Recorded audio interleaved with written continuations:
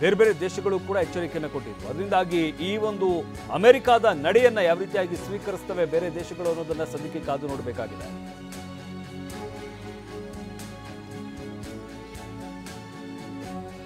American heavy strategic stealth bomber ಇದು. ಗುವಾಮ ದ್ವೀಪಕ್ಕೆ ತೆರಳಿರುವಂತಹ B2 ಸ್ಟೆಲ್ಟ್ ಬಾಂಬರ್ಗಳು,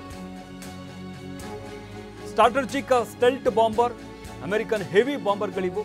ಗುವಾಮ್ ದ್ವೀಪಕ್ಕೆ ತೆರಳಿರುವಂತಹ B2 ಸ್ಟೆಲ್ಟ್ ಬಾಂಬರ್ಗಳು ಅಲ್ಲಿಂದ ದಾಳಿಯನ್ನ ಮಾಡೋದಕ್ಕೆ ಸಜ್ಜು ಮಾಡ್ಕೊಳ್ತಾ ಇರುವಂತದ್ದು.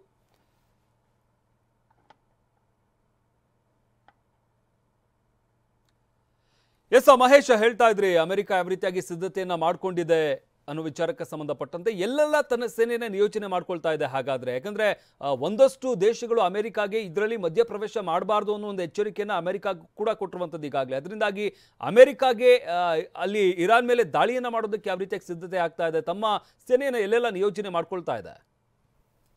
ಶಮಂತ್, ಪ್ರಮುಖವಾಗಿ ಇರಾನ್ ಮೇಲೆ ಒಂದು ಅಮೆರಿಕ ಯಾಕೆ ದಾಳಿ ಮಾಡುತ್ತೆ ಅಂತ ನೋಡ್ತಾ ಹೋದ್ರೆ, ಇಲ್ಲಿ ಪರಮಾಣು ಸ್ಥಳಗಳನ್ನ ಅವ್ರನ್ನ ಏನು ಪ್ರಯತ್ನ ಮಾಡೋದಕ್ಕೂ ಕೂಡ, ಅಂದ್ರೆ ಸ್ವತಂತ್ರವಾಗಿ ನಿಲ್ಲೋದಕ್ಕೂ ಕೂಡ ಒಂದು ಇರಾನ್ ಪ್ರಯತ್ನ ಮಾಡುತ್ತೆ ಅಂತ ಹೇಳ್ಬೋದು. ಈ ಹಿನ್ನೆಲೆಯಲ್ಲಿ ಆರಂಭಿಕವಾಗಿ ಯುದ್ಧ ಆರಂಭಕ್ಕೂ ಮೊದಲೇನೆ ಇರಾನ್ಗೆ ಎಚ್ಚರಿಕೆ ಕೂಡ ನೀಡುತ್ತೆ, ನೀವು ಯಾವುದೇ ಕಾರಣಕ್ಕೂ ಪರಮಾಣು ಬಾಂಬ್ ಅನ್ನ ನೀವು ಅದನ್ನ ಏನ್ ತಯಾರು ಮಾಡಬಾರ್ದು, ಮತ್ತೆ ಆ ಕಾರ್ಯಕ್ರಮನ ಕೂಡ ಮುಂದೂಡಬೇಕು.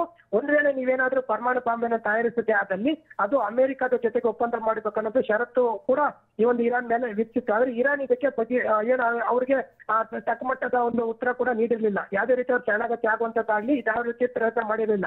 ಈ ಹಿನ್ನೆಲೆಯಲ್ಲಿ ಇರಾನ್ ಮೇಲೆ, ಅಂದ್ರೆ ಇಸ್ರೇಲ್ ಮೂಲಕ ಏನು ಇಸ್ರೇಲ್ ನಿಂದ ನೇರವಾಗಿ ಇರಾನ್ ಮೇಲೆ ಅಟ್ಯಾಕ್ ಕೂಡ ಆಗುತ್ತೆ, ಅಂದ್ರೆ ನೇರವಾಗಿ ಅಲ್ಲಿರುವಂತ ಪರಮಾಣು ಸ್ಥಾನಗಳ ಮೇಲೆ ದಾಳಿ ಕೂಡ ಮಾಡುತ್ತೆ.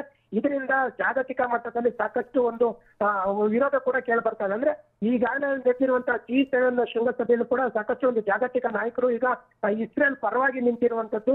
ಇದರ ನಡುವೆನೆ ಈಗ ರಷ್ಯಾ ಮತ್ತೆ ಏನು ಉತ್ತರ ಕೊರಿಯಾ ಇರಾನ್ ಪರವಾಗಿ ನಿಂತಿರೋದು. ಅಂದ್ರೆ ಇರಾನ್ ಪರಮಾಣು ಸ್ಥಾವರನ್ನ ಹೊಂದಿರೋದಕ್ಕೆ ಯಾವುದೇ ರೀತಿ ಉದ್ದೇಶ, ಅಂದ್ರೆ ದಾಳಿ ಮಾಡೋದಕ್ಕೆ ಆಗ್ಲಿ ಬೇರೆ ಇತರ ಒಂದು ಪರಿಣಾಮ ಬೀರೋದಕ್ಕಾಗಿ ಒಂದು ಪ್ರಯತ್ನ ಮಾಡೋದಕ್ಕೆ ಉದ್ದೇಶದಿಂದ ಒಂದು ಪರಮಾಣು ಸ್ಥಾವರನ ಮಾಡೋದಕ್ಕೆ ಪ್ರಯತ್ನ ಮಾಡ್ತಾ ಇಲ್ಲ, ಒಳ್ಳೆ ಉದ್ದೇಶದಿಂದ ಮಾಡ್ತಾರೆ ಹಿನ್ನೆಲೆಯಲ್ಲಿ ಅದಕ್ಕೆ ನಾವು ಸಪೋರ್ಟ್ ಮಾಡ್ತಾ ಇದ್ದೀವಿ ಅನ್ನೋದು ಕೂಡ ಒಂದು ರಷ್ಯಾ ಮತ್ತೆ ಉತ್ತರ ಕೊರಿಯಾ ಒಂದು ಬೆಂಬಲ ಕೂಡ ನೀಡಿತ್ತು. ಇದಕ್ಕೆ ನೇರ ನೀವೇನಾದ್ರೂ ಒಂದ್ ವೇಳೆ ಇರಾನ್ ಪರವಾಗಿ ಏನಾದ್ರೂ ದಾಳಿ ಮಾಡಿದ್ರೆ ನಾವು ಕೂಡ ಈ ಒಂದು ಯುದ್ಧಕ್ಕೆ ಎಂಟ್ರಿ ಆಗ್ತೇವೆ ಅನ್ನೋದು ಕೂಡ ರಷ್ಯಾ ಈಗ ಒಂದು ಉತ್ತರ ಕೂಡ ನೀಡುತ್ತೆ. ಹಿನ್ನೆಲೆಯಲ್ಲಿ ಸದ್ಯ ಈಗಾಗಲೇ ಇರಾನ್ ಮೇಲೆ ದಾಳಿ ಮಾಡೋದಕ್ಕೆ ಅಮೆರಿಕ ಸಂಪೂರ್ಣವಾಗಿ ಸಜ್ಜಾಗಿದೆ.